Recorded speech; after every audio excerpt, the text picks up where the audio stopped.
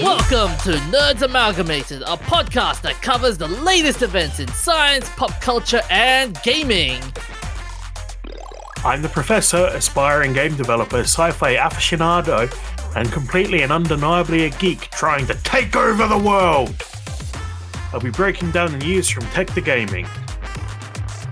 I am the DJ, a humble nerd, a big weeb, and a watcher from the halls of the multiverse. Just kidding. Anyways, I'll be breaking down all things comics to movies to anime. Join us and stay hydrated as we quench you with witty banter, unintentionally hilarious hot takes, and trivia more fun than a night at the pub, courtesy of Nerds Amalgamated.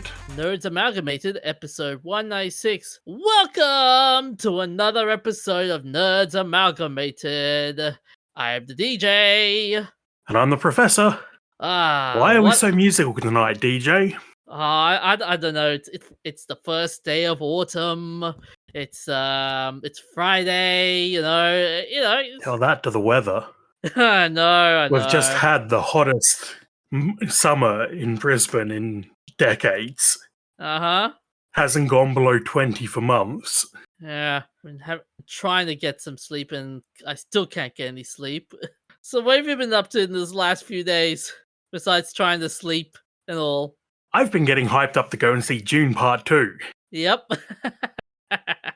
Yeah, I've been hearing a lot of hype about it. Even apparently, it's rated has the highest ratings in IMDb since its release. So that's are you saying it's higher rated than anything else?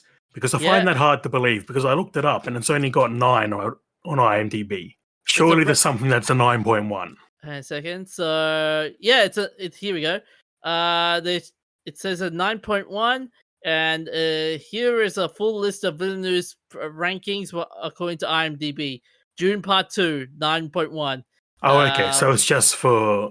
I'm going to butcher this pronunciation, but I did see a video on how to pronounce his name. Denis Villeneuve, I think. Yeah, Villeneuve, yeah. Dune 2 is not only the highest rating film from the acclaimed filmmaker, but also the best reviewed film of the year. It's now tied for the third highest rating for a movie on the platform, trailing only Shawshank Redemption and The Godfather Part 2. Wow. By the way, Shawshank Redemption, 9.3. Godfather Part 2, 9.2. But there's a chance this could fluctuate, so... Yeah, early days. Yeah. As of recording, it's only been out for like 2 days. Also, before we continue on with this episode, I've got a bit of housekeeping to deal with. So last week we were talking about Spirited Away and the characters being turned into pigs, and I mistakenly said that it was from the Jason and the Argonauts. I am sadly mistaken. That is not from Jason and the Argonauts. It's from the Odyssey. Amateur. I know. How could you confuse your classical Greek adventures like that? What? Oh yeah, okay, yeah. I'm mistaken on that one. And also another addendum. Remember that story about the game, about the spokesperson that said that they have better computers, and I said it was from Dell. For context, the one who said that the Chinese computers are better, so they can run more cheats. Yeah, it was actually I said Intel. That's actually from Dell. The person's actually from Dell. So I made that mistake too. 2 mistakes in what? 3 weeks? Yep. Unacceptable. You're fired. Oh, come on. Don't be as hard as Nintendo. Your segues are terrible. You're oh so fired for that. Alright, anyways, before we go to our lovely segue, our topics for this week, we'll be talking about Nintendo versus Yuzu, Marvel Rebuild, and forest bathing for teens. So, now onto our lovely segue. Professor, you've seen the story about Nintendo having a fight with Yuzu. What's that all about? Well, basically, there's a fruit, and that fruit is in the citrus family, and it's endemic to Japan, and it's called Yuzu. And Nintendo are suing Yuzu. So it's a fight against a fruit. Well, it's named after a fruit. It's an emulator for playing Switch games. Yeah, knowing Nintendo, they're very, very heavy-handed. They are. So they're suing suing the developers of Yuzu in the US with the intent of completely destroying them. They've requested for everything to be taken away from Yuzu devs and given to Nintendo, including their hard drives. Ouch. So what's the basis of them fighting against Yuzu anyway?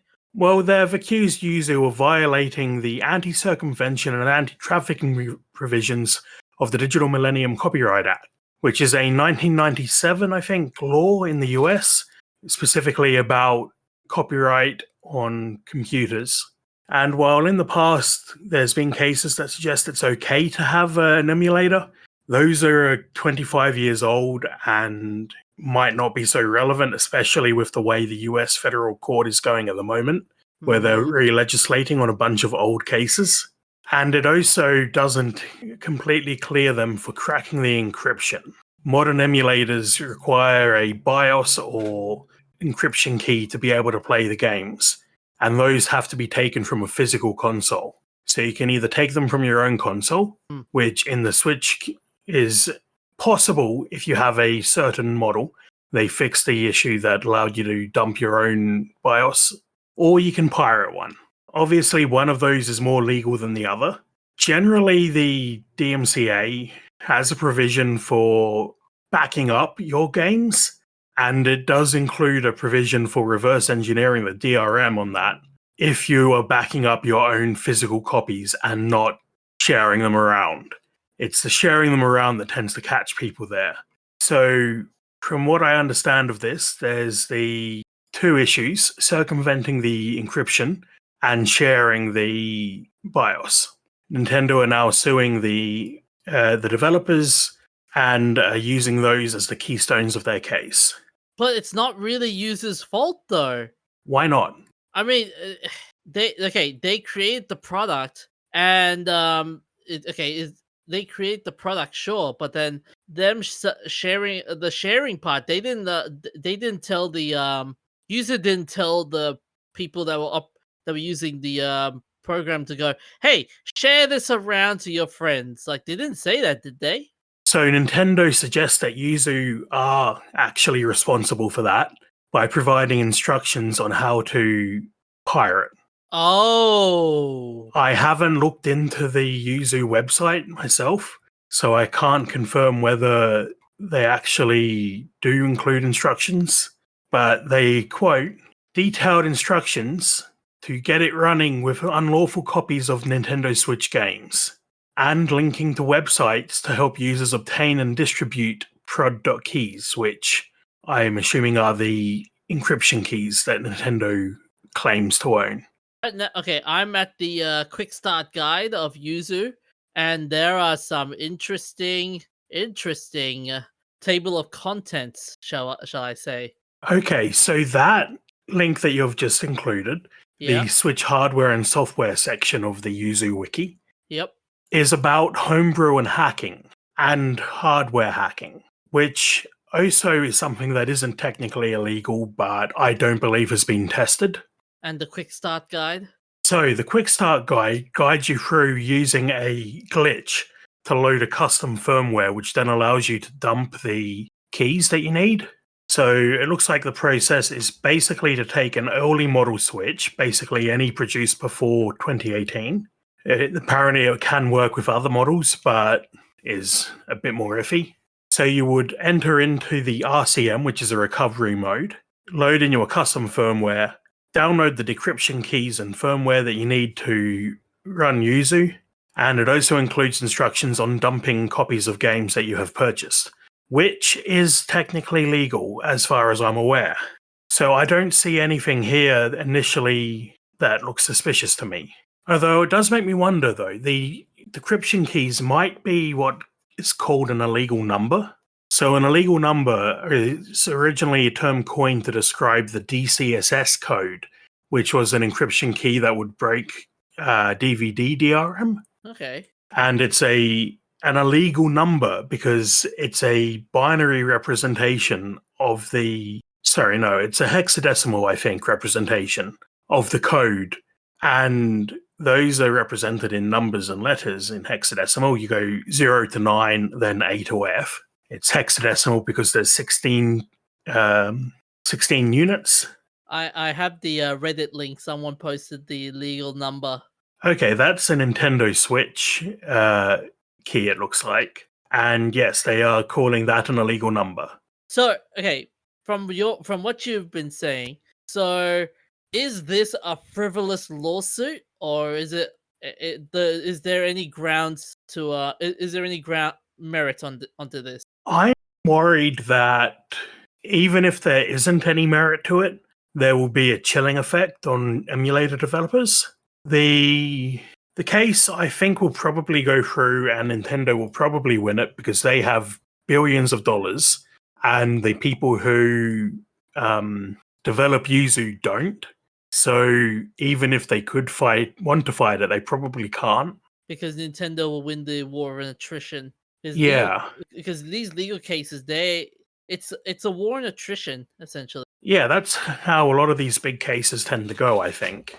Yeah, but in terms of chilling effect, how okay, short term, what effects do you see would this chill be like in your point of from a game developer's perspective? Well, Yuzu don't seem to be responding yet, but it's possible within the next few days we'll see them take their website down and go private on GitHub as a means of avoiding further issues. Although that probably isn't enough to get Nintendo to withdraw the case, so they might not bother. But the chilling effect would be that emulator developers would be too scared to create their own emulators because they might get sued, even if it is technically legal to create an emulator, and the case comes down to the use of the keys. And that's the short term. That's from your point of view. Yeah. What about okay? No, we've seen the shorts. How about long term? Long term, we lose access to all of our games because the Switch hardware is obsolete. Nintendo stops producing it. We can no longer purchase new hardware. The games are then lost forever. Wait, so not even what was that? I remember a Project Archive you were talking about a while back. That does like archive of old games. Not even them can save them. Save them. Well, if you can dump the ROMs, but if you don't have an emulator, you can't play the game. Yeah. So at that point, you need to implement an emulator, whether you do that in software or hardware, which itself has legal issues. And thus, this will make Nintendo look like a bigger bad guy than we already know they are. Yeah, I love their games, but I'm not the biggest fan of them as a company. And that's saying something because I hear that as a game developer, they treat their employees better than a lot of other companies in Japan do. Yeah. But it's the way they have absolutely no leeway for archiving games, for fan projects. They just stomp down on everything they can find. I think from them, it's more of the hey, you're ripping. It's more of the hey, you're getting rich off us, and we demand a profit, and hence the lawyers. That's how they got Gary Bowser, Ah, who is another hacker who made Nintendo Switch mod chips. Yep. And because he was selling them, they would come and sue him for the money he was making from selling the mod chips, because the mod chips allow piracy. The case has now ended with Gary Bowser being the fall guy for the entire organization and in the position of having to repay like $14 billion or something. $14.5 million damages owed to date. And he is never going to be out from under that. I'm reading the articles. To this day, he has only paid $175 of this. To this day. Yeah, it looks like that article was just after he was released from prison. Yeah. So he wouldn't have had much of a chance to do that.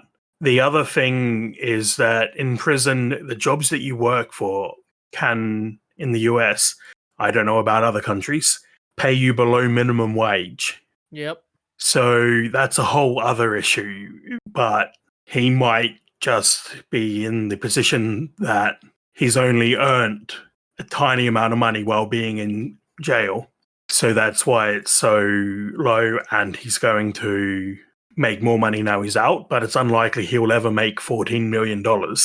And that's before having his wages garnished. So if he was going to earn $14 million to pay back to Nintendo, they're probably taking 10% of everything he earns or something like that.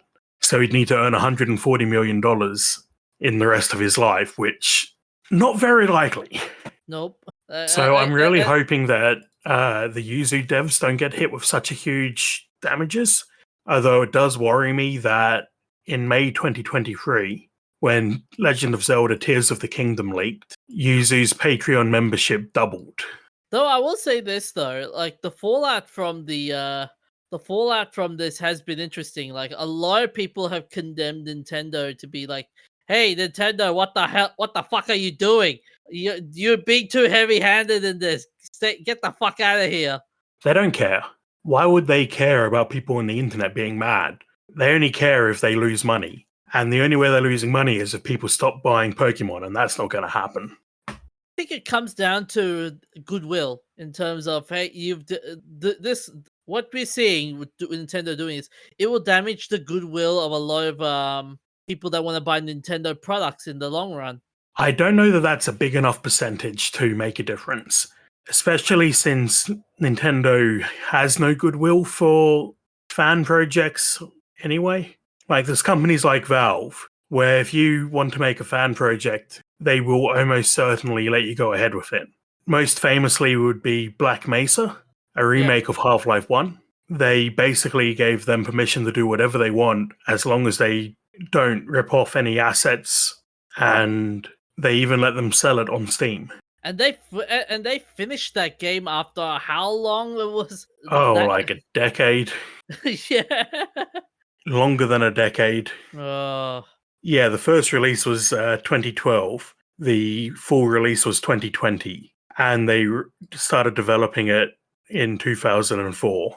Could you see?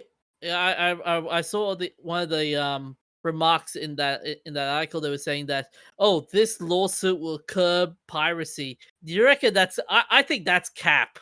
I think that's cap. You'll never stop piracy. Yeah, you'll never stop. It's cap. Like this being heavy-handed, you expect people to fall in line? No, it's not gonna happen. People still do piracy. I'm a firm believer in Gabe Newell's proclamation that piracy is a service problem. Basically, if you make it easy and reasonably priced for someone to buy your games, they will buy them. There's a certain fraction of people who would pirate anyway, and you can't do anything about them. But by making more and more hoops to jump through, you're just hurting your chances of getting someone to buy the game rather than pirate.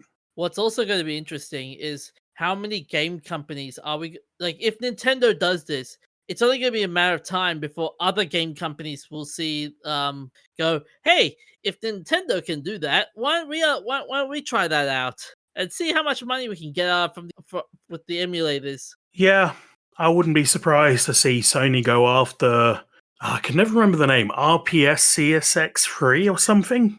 It's a really bad name. Because I was reading that that emulator uses the same sort of key structure as Yuzu does.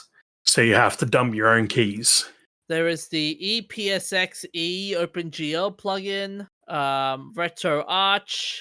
RetroArch is actually something completely different.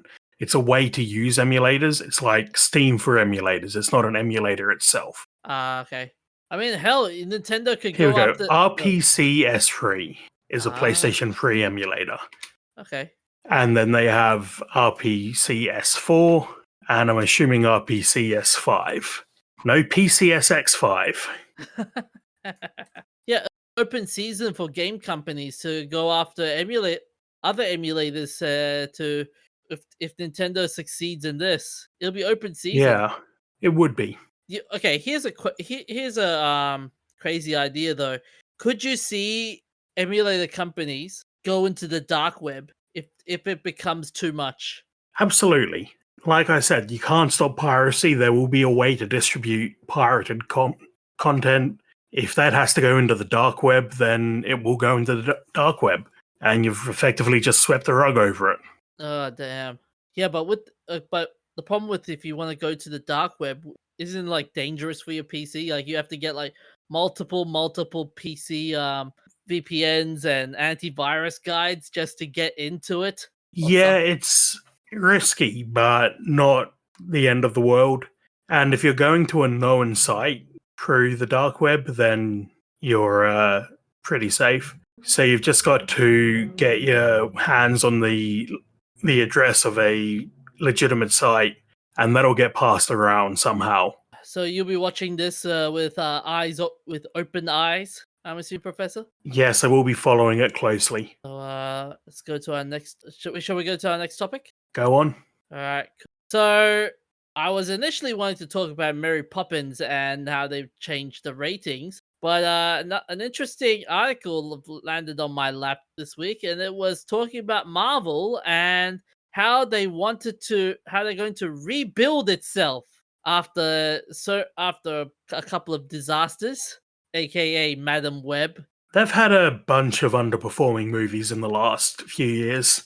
and a couple of And they've got the problem of their lead villain being fired. Oh yeah. He was fired. Although there have been claims going around now that the lead actor was subject to being changed because of how bad the movie that he was in was rated poorly and not many people watched it essentially.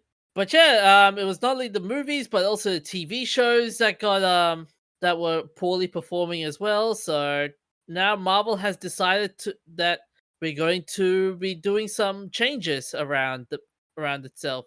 And while they were doing some changes, a couple of interesting things have happened, such as the Deadpool and Wolverine Super Bowl trailer that came out, which became the most watched trailer of all time, 365 million views. And then there was the Marvels, which became the lowest grossing MCU movie, hitting 206 million globally. Then there was the unveiling of the Fantastic Four with Pedro Pascal, Vanessa Kobe, Ebon Moss Bachrach, and Joseph Quinn. And then a day later, the Marvel launched the trailer for the X-Men '97 cartoon, a revival of the 1990s cartoon series, which debuts in March. The trailer set an internal Disney record as the biggest launch for an animated series, ahead of other shows such as What If and any Star Wars series, animated wise. So it's nostalgia bait. Pretty much. Now, the reason why all these stunts were done, it was because of Kevin Feige's plan to recalibrate the creative direction behind the scenes. So one such act was early in February. One of the spin-offs for WandaVision, Agatha Darkhold Diaries. They've done some reshoots. Now, normally, the company would budget 5 days of reshoots into schedule, but the studio completed the work in just 1 day. So maybe they're starting to come out of that slump. Hopefully. Then the studio also hired Eric Pearson to polish the script for Fantastic Four, which will be shooting this summer in London. Eric Pearson is the company stalwart who worked on Thor Ragnarok and Black Widow, and has a Oh reputation for. dear. I know. Oh, Ragnarok was not. Those weren't particularly well received movies, though. No, Ragnarok was well received. Black Widow wasn't. Yeah, you're talking about Thor: Love and Thunder. That wasn't well received. That Uh, was not well received. I thought Ragnarok wasn't as bad as Love and Thunder, but a lot of people didn't like it. Huh. As my friend called it, bore Ragnarok. Ouch. So Pearson has a reputation of taking projects over the finishing line.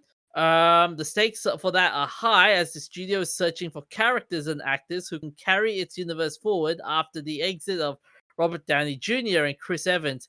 I don't think that's gonna happen. There are no one cannot carry the universe as good as Robert Downey and Chris Evans. No one.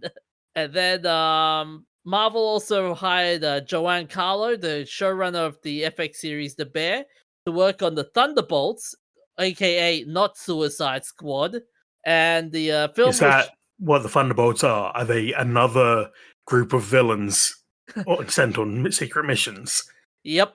It's Marvel's answer to the Suicide Squad, essentially. So the film is set to begin shooting in Atlanta.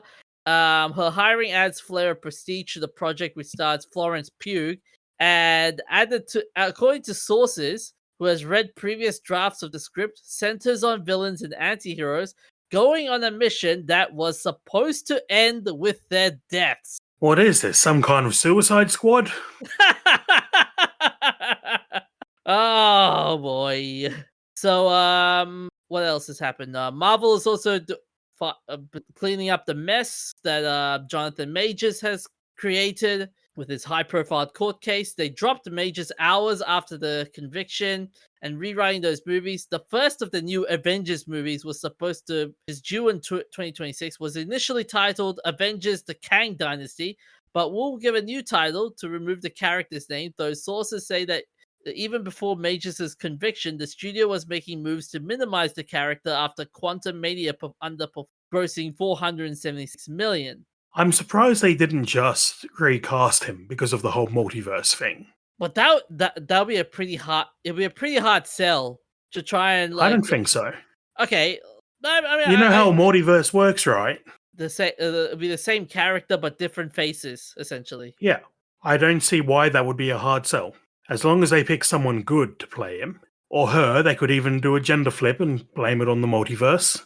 I could see that. I can see it happen, but like I could see a female lead of the Council of the Kangs just doing the Kang Dynasty. That would have been a great idea. Just do a female Kang. But yeah, I don't know. Some people are saying Doctor Doom might be the lead villain. Others are saying someone else. So we don't know. But aside from the movie side, the TV side, it's also getting a bit of a change with greater control from the showrunners. A move made after the critical failure of the Secret Invasion TV show, which sidelined Carl Bradstreet after a year, with various creative factions vying for influence in its wake. They're also basically saying the writer's strike also did the writer's strike did a whole damage with the Marvel films. And what's happening is the source concludes by saying they're not going to give up. They just want to make something great, essentially. Well, they could stop pumping out shit. See, that's my big complaint about Marvel. There's too much of it. It's okay. It's not only that I agree with you. There is too much of it. It's a full-time job. Oh yeah. I agree. I agree. It's a full-time job. But here's the problem with me when it comes to Marvel. It's too much CGI and not good writing. Like you just like like the CGI. Okay, cool. It's a good distraction, but I want a proper story. Yeah, you're not going to get that out of blockbuster movies. They're not there to tell a good story. Nah, they're there to get butts in seats. Yeah. Well, unfortunately now, like audiences are starting to catch up to the fact that hey, we're not gullible idiots. We know what you're trying to do. I mean, look at the performances of the Marvels and Madam Web, for example. They're clear examples of what the audiences are trying to tell you, Disney. Hey, your shows are getting crappier by the release.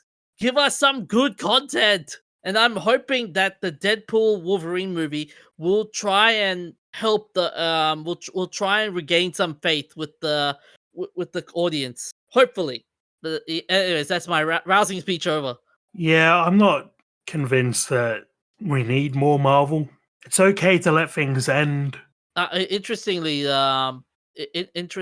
what you said there, Bob Iger also said that same thing too. He said like some of our studios have lost focus, so the first step that we've taken is to reduce the volume. We've reduced output, particularly at Marvel. The films you're making can be even better. I'm agreeing with Bob Iger. Something is very wrong with the universe. Okay, Professor. Who are you? And are you Bob Iger in disguise? I hope not. I like being me. Anyways, let's go on to our next topic before we start bashing more Marvel. This topic, Professor, you've got here, it's about forest bathing. Yes, the feel of the wind in your hair, the leaves rustling in the trees. Turns out it's good for your mental health. And even having small urban forests have a positive outcome on you. Wait, whatever happened to just having a park there? Isn't that the same thing? Well, it could be a park, it could be a lake, could be basically any sort of green space. It reduces stress, and they've managed to quantify just how much that affects your anxiety. And you don't even need a huge amount of time. They have an example where standing at and looking at a lake for 2 or 3 minutes, the anxiousness scale decreased by 9%. And compared to a busy downtown location, that's a huge decrease. So that's one reason why I'm quite happy with what they're doing in Brisbane at the moment, turning the Victoria Park Barrambin area back into an urban forest. See, I understand where they're coming from in terms of we need forests and green areas to try and deal with the chaos of the concrete jungle. But then you have to also take into account the population is increasing That's why we need significantly. higher density residential areas. And we need to break them up with green space.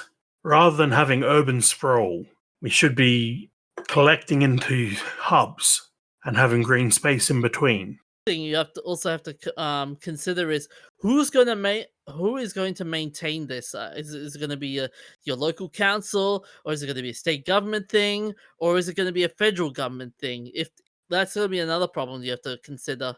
Your local council with funding from the state and federal governments. Damn, I should have been a politician. Vote 1 for the professor.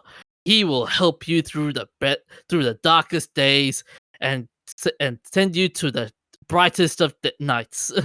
Damn it! I messed up the tagline. Yeah, I'm not going to hire you as my campaign manager if that's what you're going for. No, I was actually aiming for the speechwriter. Okay, the other thing you also have to consider is when it comes to the forest bathing element to this, you also have to consider like how many homeless people are we going to see at a park? Because there are a lot of homeless people at a park. Yeah, that's a difficulty that can be helped by increasing social services and lowering the price of housing by building higher density units. You really should have been a politician. You really should have. Is an interesting part. The study found that nature motifs or patterns on buildings, natural sites in urban environments such as lakes and public activity parks, and landscape elements like gardens and trees enhance positive experiences for youth. While these characteristics are unique to adolescents, they might be interpreted differently from adults who pursue other activities. For example, adults might be more likely to walk or run in green spaces where youth would likely to skateboard or hang out. Yeah, so people in different groups use areas differently. I don't think we need a scientist to tell us that one. Uh-huh. The question is going to be how much space are we going to give the adults and how much space are we going to give the kids, because that's always that's the difficult part, finding that balance. Yeah, this politics thing is too hard. Yep. The study author also said that teens are frequently excluded from any kinds of decisions about the cities they live in. It is important to get their opinions and quantify their experiences because childhood experiences influence many long-term health and disease outcomes. Yeah, that makes sense. Teens are in the awkward spot where they want to get away from their childhood homes and experiences. They're old enough to be independent and go out and hang out in a park. But there's also not as many places for teenagers to hang out. Not to mention the same teenagers will go, "Does this Wi-Fi work here?" Okay, so you've gone from using Zoomer terminology to being a full boomer. Yes. I mean, I agree with you there though, in terms of they are frequently excluded from any decision makings in town planning. But then again, the problem is going to be like how many percent of teenagers are there versus how many percent of adults are there in the city's population. Well, they're not saying let the teenagers run the place. They're just saying take them into account. Okay, I got a question for you though, Professor. Say you are a town planner and you want to revitalize Brisbane City, for example. What would you want to add more of? Ooh. Better public transport. Oh, come on, really? Better public transport as it is? Yeah, our public transport's not that great. It does the job, but it's got a lot of problems. Yeah. I think the busways are a great idea. They make it really easy for me to get to work. It's actually faster for me to take the bus to work than it is to drive most days. I think one of the key things in public transport is having it be separated from the roads. So busways and bus lanes, because then you don't have them getting bogged down in traffic. I think when it comes to public transport, and this may sound like a bit of a radical idea, they should bring back the damn trams. Yes, bring back the trams. I mean, look at Sydney and look at Gold Coast, for example. They've brought back the lovely trains and into the city, and it does wonders. Like, you don't even get that here. We had that here. For some reason, they ripped them all up. Actually, apparently the tracks are still there underneath the roads. Apparently, it was cheaper to build over them than it was to pull them up. So I wonder how hard it would be to just rip up the road and return the lane to tram usage. It'll be a very costly exercise in the current price range. Yeah. Okay, what else would you want to what else would you want to do to revitalize Brisbane City besides public transport? Well, on the public transport front, I'd like a high-speed link between Brisbane, the Sunshine Coast, Brisbane and Ipswich, Brisbane and the Gold Coast, and then I'd like to have higher density development so that we could cluster into the cities and move between them easily and not have to demolish all of the green space in between. I'll sound like the whiny news reporter here. So, Professor, how would you fund all this incentives? I don't know, I've never looked at the economics of it. Fair enough. But rezoning areas is cheap and, as I understand it, would just lead to developers coming in and building up higher. You wouldn't have to dump a whole bunch of money into that, so that's a good start. And the higher density you are, the better public transport works. And the closer you can have things like shopping centres and green space to your place of residence. To come down to how high the population is growing, or how fast, I mean. Yeah, they're already having trouble building enough houses, which is another reason for higher density development. So, shall we move? I'm just excited for the solar punk future. Oh yeah. Yes, green energy, green spaces. You do public realize transport. You do realize that's like a pipe dream at this current stage, right? Oh, I do. I know the planet's going to burn. Shall we move Yes, on? let's move on. before we start having more pipe dreams in our midst. All right. Anyways, so for our shout out, we have our messed up moment in nerddom number 5. And for this one, it is called Project Pluto. And it's basically a United States government program to develop nuclear-powered ramjet engines for using cruise missiles. 2 experiment engines were tested at the Nevada test site in 1961 and 1964, respectively. Yeah, the scary part of this is that they're unshielded reactors traveling at supersonic speeds just above the ground. So they send you death, they spray you with radiation, and they drop a bomb on you. So it's a triple whammy. Yep. Ouch. I was reading about this, and the funny thing is, they were trying to find an alternative to the ICBMs, the Intercontinental Ballistic Missile. Yeah, let's not just kill the target, let's kill everything on the way to the target. I saw this bit. This bit hit me. Okay, so they said, despite the successful test, the Department of Defense, the sponsor of the Pluto project, had second thoughts. The weapon was considered, and I quote, too provocative, and it was believed it would compel the Soviets to construct a similar device. Yeah, we know how that's gone. They likely have one now. Because a couple of years ago there was a radioactive explosion in a test site, and they're like, "Oh yeah, that was just our radioactive radiation powered missile," and everyone's just like, "What?" Oh.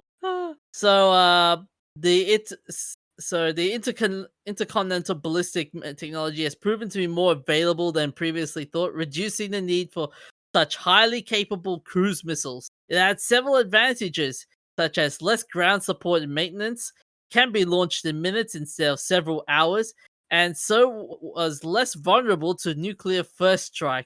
And it also traveled to its target faster and less vulnerable to inception by Soviet air defenses. The main advantage of the SLAM, as for the nuclear one, was its ability to carry a larger payload, but the value of this was diminished by improvements in nuclear weapon design, which made them smaller and lighter, and subsequent developments of multiple warhead capabilities of intercontinental ballistic missiles. I bet you money North Korea has one as well.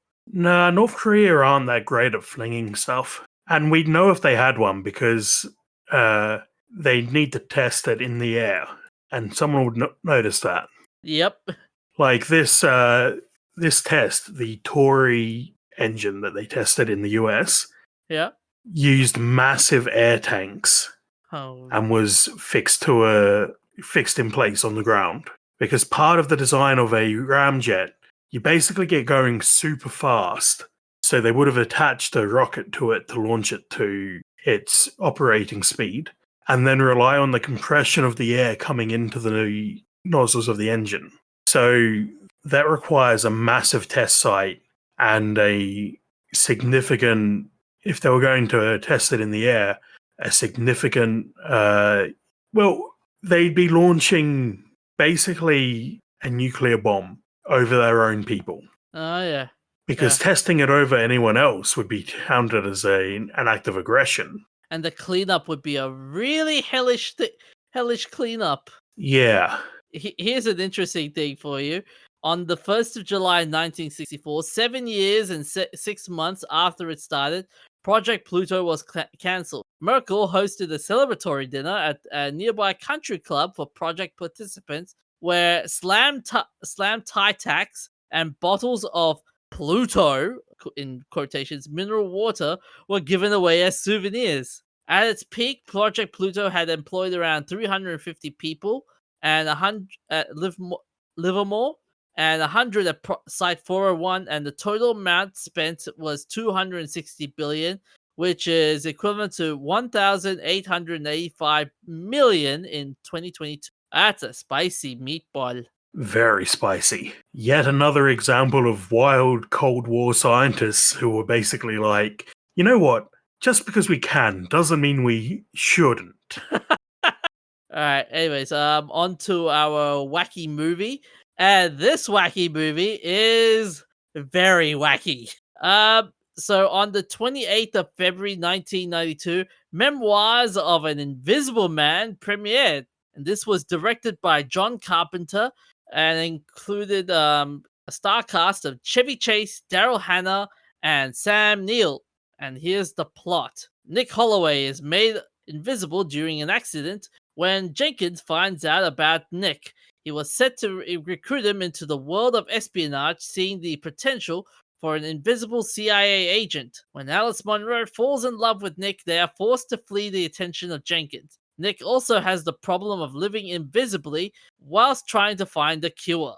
Now, to this film's credit, the good folks of the Academy of Science Fiction, Fantasy, and Horror Films gave the film an incredible 4 nominations in the 1993 Saturn Awards in the categories of Best Special Effects, Best Supporting Actor, Best Actor, and Best Science Fiction Film.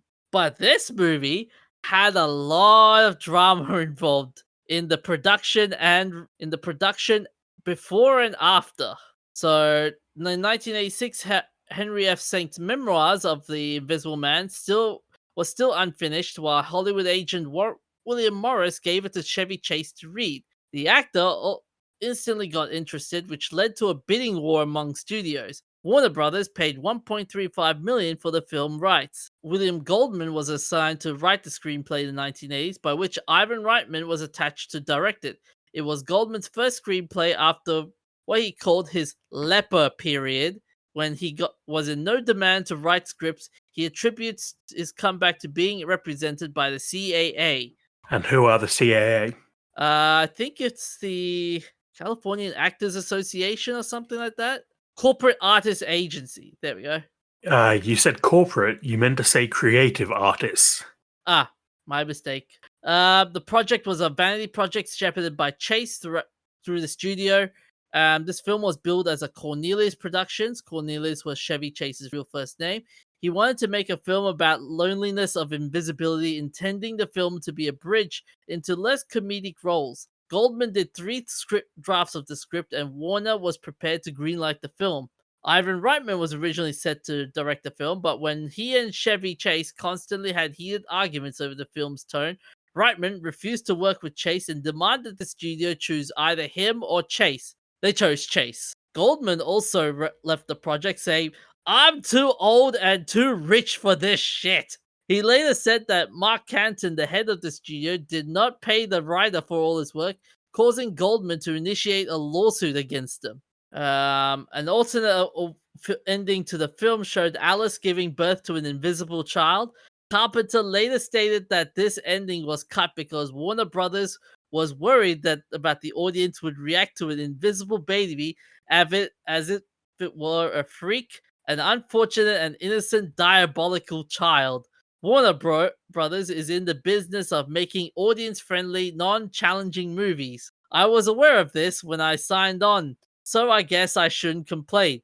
Still, we could have released a somewhat stronger version of the picture, but it's a big studio film and it suffered from what a lot of studio movies suffer from, the audience preview process, when you cut every high and low point and you make it very bland. I don't think the Warner Bros have learned that lesson ever since.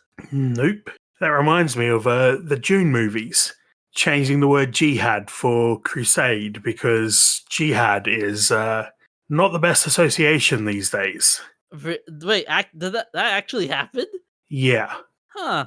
Interesting. The Fremen in the books are very clearly descended from Arabic-speaking people. Okay. And in the movie, I was reading an article about it today. In the movie, they've come up with their own situation for it because they didn't want the controversy of having used words like jihad and having obviously Muslim descended people in a world in which Muslim descended people aren't seen that great. Carpenter would go on to say that the production of this film was troubling and vigorous. Besides battling studios executives, Carpenter also claimed Chevy Chase and Hannah were the stuff of nightmares and impossible to direct. In particular, Chevy Chase would often refuse to wear his special effects makeup and remove it prematurely, ruining a day's worth of filming. He even stated that this was his least favorite. Carpenter also stated that this was his least favorite of all films he directed, and this is the film that he hates thinking about the most. One reason was because of the studio interference, and also Chevy Chase's was a director's worst nightmare and nearly impossible to direct, saying the same about Daryl Hannah, that according to Carpenter, Chase would complain nonstop about the film's tone and hated wearing the special makeup effects. And at one point, Carpenter broke a clipboard in half over his knee in a fit of rage when Chase removed his makeup mid-take. Carpenter said that Chase and Hannah were immune to any punishment from the studio and they knew it, so they walked all over me and everyone else on set and essentially told us we would be replaced if they had any problems with them. It was like working with your boss's snooty children who would tattle on you if you didn't bend to their every will. Despite this, Carpenter ended up bonding and seeking comfort in Sam Neill over the troubling production, and the two became close friends, with Neill agreeing to work with Carpenter again in The Mouth of Madness. This was Carpenter's first film in the 1990s, and also his first major studio film since Big Trouble in Little China. The reason he had not done so was due to the fact that he had received a low studio interference on that film and felt restrained to do the films he would have liked independently. Prince of Darkness and They Live were made during that time independently. And finally, The Studio by Shirley Walker was the first major Hollywood studio picture with a complete orchestral score written by a woman. Oh, and I forgot to add in two more interesting trivia to this film. William Goldman, who originally wrote drafts the screenplay, he even though he received credit for it, he claims to have never seen the film and thus cannot say for sure how much of his material is actually in the film. And John Carpenter in 2023 said this in reception to the movie. It gave me a chance to make a quasi-serious film, but Chevy Chase, Sam Neill, who I love and who have a long-term friendship with, and Warner Brothers, I've worked for them, and it was pleasant. No, it was not pleasant at all. I'm lying to you. It was a horror show. I really wanted to quit the business after that movie. God, I don't want to talk about why, but let's just say there were personalities on that film. He shall not be named who needs to be killed. No, that's terrible. He needs to be set on fire. No. Anyway, it's all fine. I survived it. Okay then. Man, John Carpenter. So what's your plans for the next few days, Professor? Going to see June. Oh, you lucky man. IMAX? I don't know yet. Oh, IMAX it. Just watch it on IMAX. It's more worthwhile watching it on IMAX than on your standard movie theater. You sound like an IMAX salesman. I know. I love the IMAX. What am I doing? I'm going to continue watching the Last Airbender series. I know I've said it last week. I was want to watch it. I started watching it, then I stopped, and I'm going to continue watching it, and yeah, it sounds like it's a painful experience. So pray for my soul. But anyways, that's all we have for this week. You can find us on Instagram, Facebook, X. Where else can they find us, Professor? You mean Twitter? Yes, Twitter. That's not canon.com, where you can find an archive of our old episodes, and anywhere you can get podcasts.